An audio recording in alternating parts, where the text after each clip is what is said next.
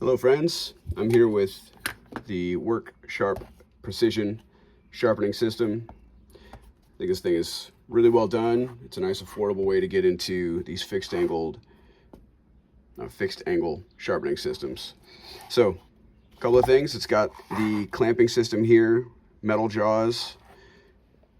It's got a V kind of area in the back so you can get as deep but keep it level. And you press back in there firmly and then crank this down to tighten it.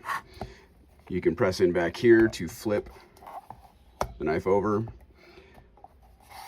One side is marked with the white, the other is not, okay? And so you can kind of keep track of which side you're on. It's got the angle guide here, which they use a lot of magnets here, so this whole clamping system can pop out. You can see it's driven by magnets there and held in firmly there.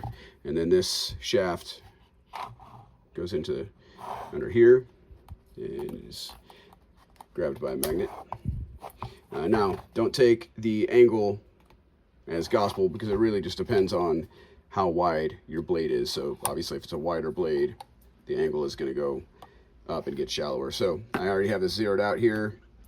And for instance, I have it set at 20 and it's reading at 21. So just, it gives you a good guide of suggestion about where you are, and then you got to adjust accordingly. This whole deal here can pop out as well. Sorry. If you want to put that somewhere else or hold it in your hand, you can do that as well.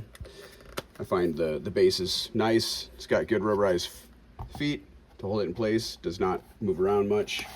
The abrasives I think are pretty good. 320 is not very coarse, and so I would say that if you want to do anything major, they have other stones that you can get, and I would recommend that. But when you're using these, as with any diamond abrasive, you don't dig in and put a bunch of weight down on it. Let the stones do the work. Right now I've been just kind of getting the bevel set on this. This is an Ontario Rat 2.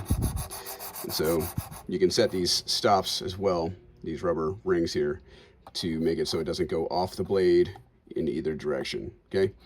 And as you can see here, one thing I like about this is actually this plastic border here, because it makes it a little harder to get what sharpeners call a smile here along the edge of the plunge grind. So anyway, works very well. I suggest using a Sharpie. You can see I've done that, because then when you go through,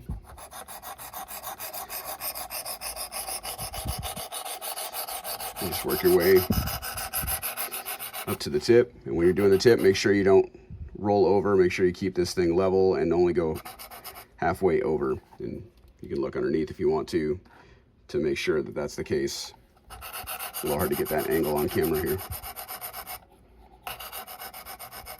But the Sharpie will tell you if you're making contact with the bevel at all points, and so you can adjust the angle of the blade and the spacing of the blade. If you're not in the center, it'll highlight that for you and get you to relocate.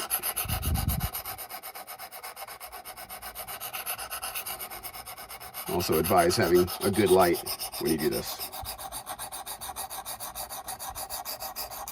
Okay, so I'm going to pop that down, press.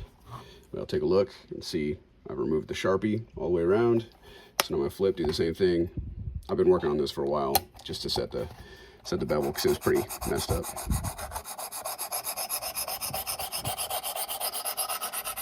So this is just confirmation here before I move on to the next stone.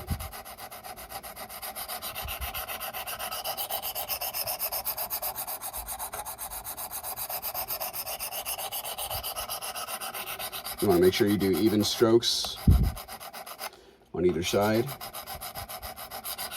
so you don't get an uneven bevel. All right, so now you can see I also removed all the Sharpie there. So now what I would do is take this and move this over to the 600 grit, and then after I do that, I will go to the ceramic to finish up. And I'll have a nice working edge. You can strop it from there if you want to. The ceramic will leave a nice bite for cutting through materials like paper and whatnot. But this is a great little system. It's a great, simple, compact, doesn't take up a lot of space, and works very well.